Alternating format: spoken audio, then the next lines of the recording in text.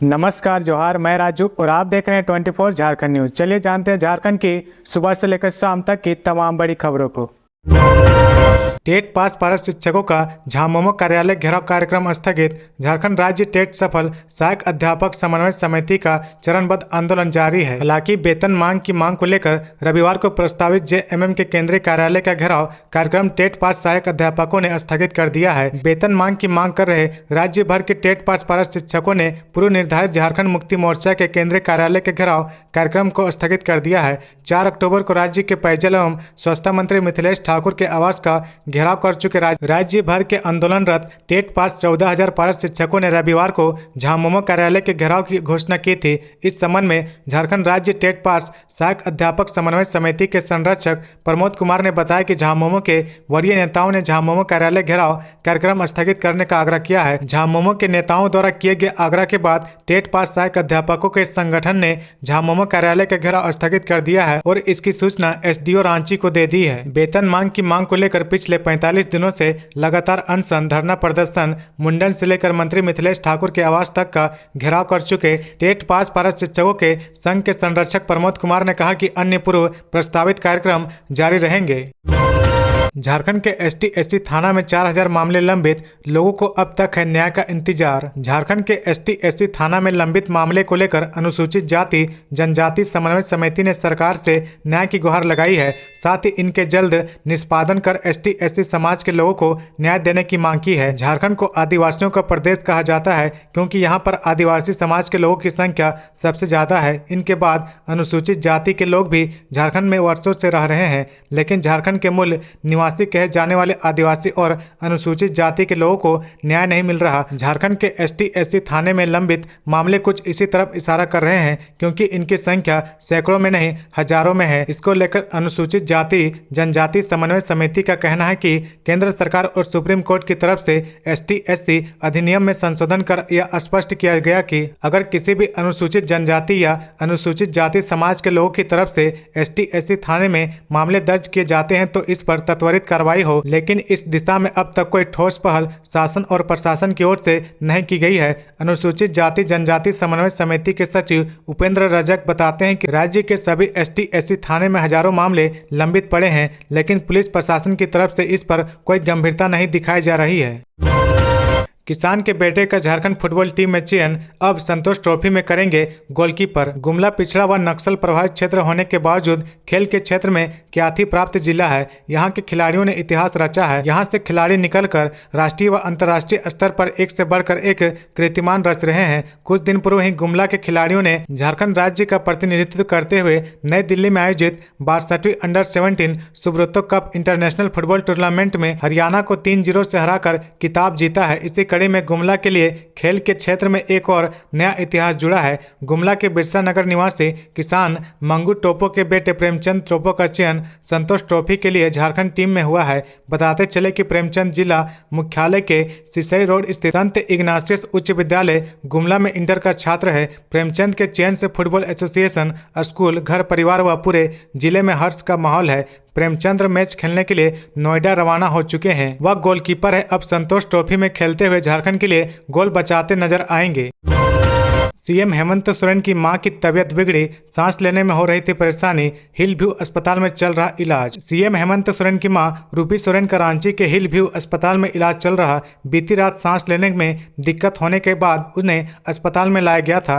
फिलहाल उनकी स्थिति सामान्य है। संभावना है कि जल्द ही उन्हें अस्पताल से छोड़ दिया जाएगा। अभी वे अस्पताल में ही इलाजरत है। Hospital administration officer Scindia Roy Priya ने बताया कि चिंता जैसी कोई बात नहीं है। देर रात उन्हें अस्पताल लाया गया था। सीएम हेमंत सोरेन की मां रूपी सोरेन को सांस लेने में दिक्कत हो रही थी। अस्पताल के डॉक्टरों ने उन्हें चेस्ट इन्फेक्शन की वजह से सांस लेने में समस्या होना बताया है। उनका इलाज हो गया है। अब घबराने जैसी कोई बात नहीं, स्थिति सामान्य नियंत्रण में है।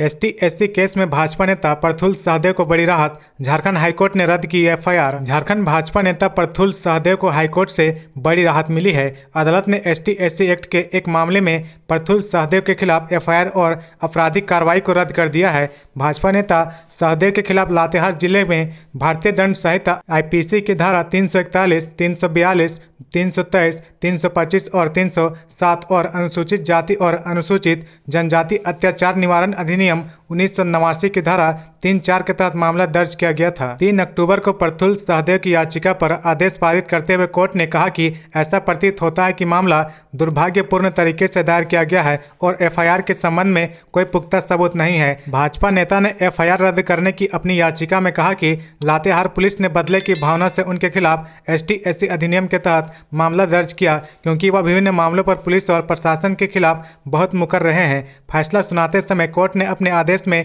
यह भी कहा कि ST/SC एक्ट अनुसूचित जाति और अनुसूचित जनजाति की सुरक्षा के लिए है और इसका मकसद झूठा मामला दर्ज कर स्कोर सेट करना नहीं है। दुर्गा पूजा से पहले फिर शुरू होगा Dhanbad Chandrapura passenger train. Railway ने तैयार किया समय सारणी। धनबाद चंद्रपुरा पैसेंजर ट्रेन फिर से पटरी पर दौड़ेगी। रेलवे बोर्ड दुर्गा पूजा से पहले धनबाद और कतरास के लोगों को यह उपहार देने की तैयारी में है। रेलवे बोर्ड की पहल पर पूर्व मध्य रेलवे हाजीपुर मुख्यालय ने धनबाद डिवीजन से DC पैसेंजर के चलने के संबंध में पूछा था। धनबाद डिवीजन ने इस ट्रेन को चलाने पर हामी भर दी है। DC पैसेंजर के संभावित समय सारणी भी तैयार किया गया है। जल्द इस संबंध में अधिसूचना जारी की जाएगी। रेलवे बोर्ड के आदेश पर 15 जून 2017 को अग्नि प्रभावित धनबाद चंद्रपुरा रेलखंड पर एक साथ 26 जोड़ी ट्रेनों को बंद कर दिया गया था। 20 महीने बाद 15 फरवरी 2019 को फिर से DC लाइन को चालू किया गया। धीरे धीरे इस लाइन की 2 ट्रेनें को छोड़ सभी ट्रेनें पटरी पर लौट आई, लेकिन सबसे लोकप्रिय ट्रेन DC पैसेंजर की याद रेलवे को नहीं आई। कतरास के लोग 6 साल 4 महीने से इस ट्रेन के चलने की राह देख रहे हैं। रेलवे बोर्ड से हरी झंडी मिलने के बाद भी इस ट्रेन को पटरी पर नहीं उतारा जा सका है। मुख्यालय को सहमति देने के साथ धनबाद डिवीजन पैसेंजर ट्रेन के लिए बोगी तैयार कर रहा है। लोकसभा चुनाव से पूर्व इस बहुप्रतीक्षित मांग पर मुहर की पूरी उम्मीद है। सिर्फ मुख्यालय की घोषणा का इंतजार है। दिल्ली में गिरफ्तारी के खिलाफ झारखंड में विरोध प्रदर्शन। इंडिया गठबंधन 9 अक्टूबर को निकालेगा आक्रोश मार्च। इंडिया घटक की दलों की ओर से दिल्ली में पत्रकारों की गिरफ्तारी के विरोध में 9 अक्टूबर को राजधानी में आक्रोश मार्च का आयोजन किया जाएगा। सभी घटक दल से जुड़े नेता और सदस्य 9 अक्टूबर को मेन रोड में जिला स्कूल परिसर से जुलूस निकालेंगे। जुलूस शहर के विभिन्न मार्ग से होकर राजभवन पहुंचेगा, जहां पर झारखंड के राज्यपाल के जरिए राष्ट्रपति के नाम ज्ञापन सौंपा जाएगा। भारतीय कम्युनिस्ट पार्टी कार्यालय में शनिवार को इंडिया के बैनर तले घटक दलों की बैठक हुई। बैठक की अध्यक्षता झामुमो के मुश्ताक अंसारी, कांग्रेस के राकेश किरण, भाजपा के अजय कुमार सिंह ने की। बैठक में भाजपा के प्रदेश सचिव महेंद्र पाठक ने कहा कि केंद्र की सरकार इंडिया घटक दलों के नेताओं को ED, CBI एवं अन्य केंद्रीय एजेंसियों के माध्यम से परेशान कर रही है, ताकि इंडिया गठबंधन में टूट पैदा हो सके। अभी देश में अघोषित आपातकाल की स्थिति बन गई है। इसी क्रम में दिल्ली में पत्रकारों को गिरफ्तार किया गया है। कांग्रेस नेता राकेश किरण, राजद के धर्मेंद्र महतो, आम पार्टी के संतोष कुमार ने कहा कि किसी भी परिस्थिति में पत्रकारों पर हमला बर्दाश्त नहीं किया जाएगा। CPI के अजय कुमार सिंह, CPIM के अमल पांडे, वीरेंद्र कुमार, मासस के सुशांत मुखर्जी ने कहा कि केंद्र सरकार की जन विरोधी नीतियों के विरोध में इंडिया गठबंधन लगातार लड़ाई लड़ेगी।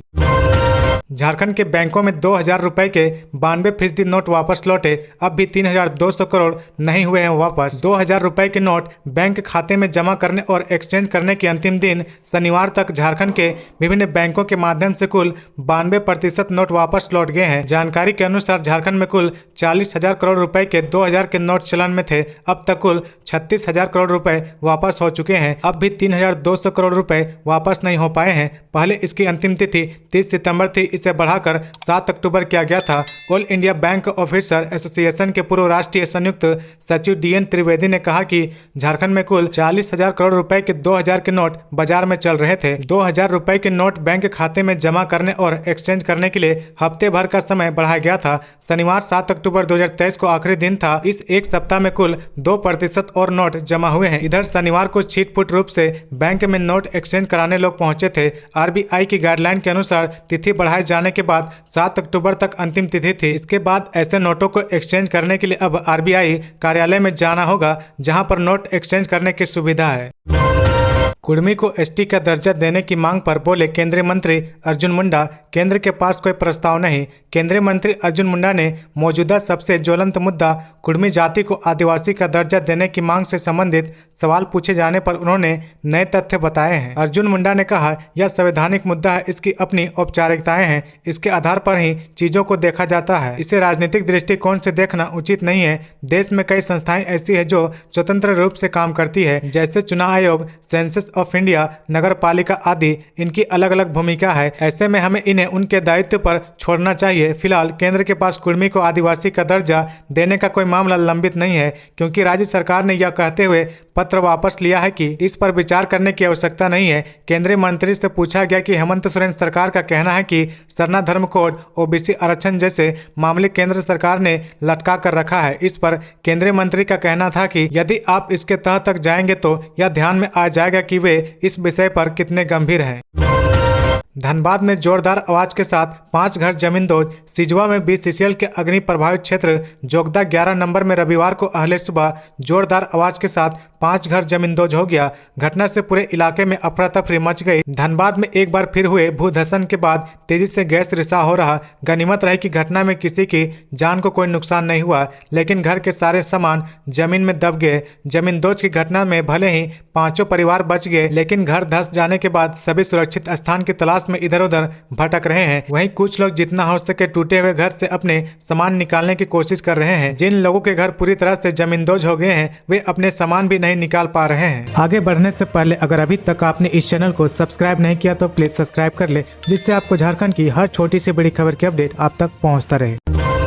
परीक्षा व पंजीयन शुल्क में की बढ़ोतरी। मैट्रिक इंटर का परीक्षा शुल्क 30 से बढ़कर अब 100 रुपए। झारखंड एकेडमिक काउंसिल जैक ने मैट्रिक और इंटरमीडिएट के लिए पंजीयन व परीक्षा शुल्क को बढ़ा दिया है। इस संबंध में काउंसिल ने संशोधित शुल्क की रिपोर्ट सभी जिलों के डीईओ कार्यालय को भेज दी है। 9वीं कक्षा में पहले मांग पत्र का शुल्क पहले 110 रुपए था, जो अब 150 रुपए हो गया है। इसी तरह 11वीं का मांग पत्र शुल्क 150 से 200 रुपए हो गया है। मैट्रिक परीक्षा फॉर्म भरने के समय पहले विविध शुल्क 30 रुपए लगता था, जो अब 100 रुपए लगेगा। विलम्ब शुल्क 300 से 400 रुपए कर दिया गया है। वहीं इंटरमीडिएट पंजीयन के समय आवर्जन शुल्क 160 रुपए से 250 रुपए, आवर्जन विलम्ब शुल्क 300 से 400 रुपए, अनुमति विलम्ब व पंजीयन विलम्ब शुल्क 350 से 400 रुपए हो गया है। टाटा मोटर्स के कर्मचारियों के लिए खुशखबरी।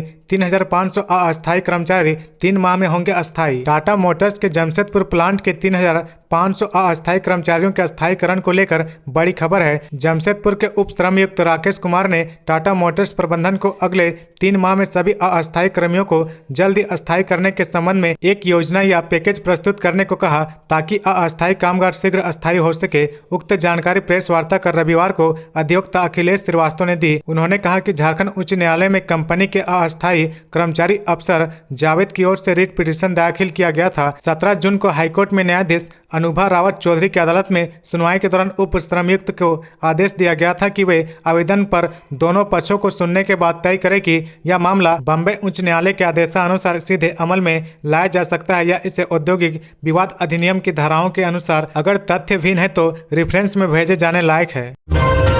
नए रूप में दिखेगा देवघर। शंकरपुर, मधुपुर व वासुकीनाथ स्टेशन। अमृत भारत स्टेशन की रूपरेखा तैयार। अमृत भारत स्टेशन प्रोजेक्ट में शामिल जसीडीह, देवघर, मधुपुर, शंकरपुर व वासुकीनाथ रेलवे स्टेशनों के विकास की स्वीकृति रेल मंत्रालय से मिल गई है। आसनसोल के सीनियर डीसीएम संतानु चक्रवर्ती ने गोड्डा सांसद डॉक्टर निशिकांत दुबे को पत्र भेजकर इस स्टेशनों के डेवलपमेंट की डिजाइन के लिए सुझाव मांगा था। सांसद निशिकांत दुबे ने देवघर, शंकरपुर, मधुपुर व वासुकीनाथ के डेवलपमेंट में अलग अलग लुक देने का सुझाव दिया है। देवघर स्टेशन को बाबा बैद्यनाथ मंदिर सहित सिमुलतला स्टेशन के नए अमृत भारत स्टेशन का लुक, शंकरपुर स्टेशन को सीतापुर स्टेशन का नया लुक, वासुकीनाथ स्टेशन को कुमार धुबी स्टेशन का नया लुक व मधुपुर स्टेशन को हावड़ा स्टेशन के तर्ज पर बंगाली संस्कृति के आधार पर डेवलप किया जाएगा। इन स्टेशनों की नई डिजाइन तैयार कर जारी की गई है। सांसद निशिकांत दुबे ने ट्वीट कर इन स्टेशनों के नए लुक को सोशल मीडिया में प्रस्तुत किया है। सिर्फ जसीडीह स्टेशन की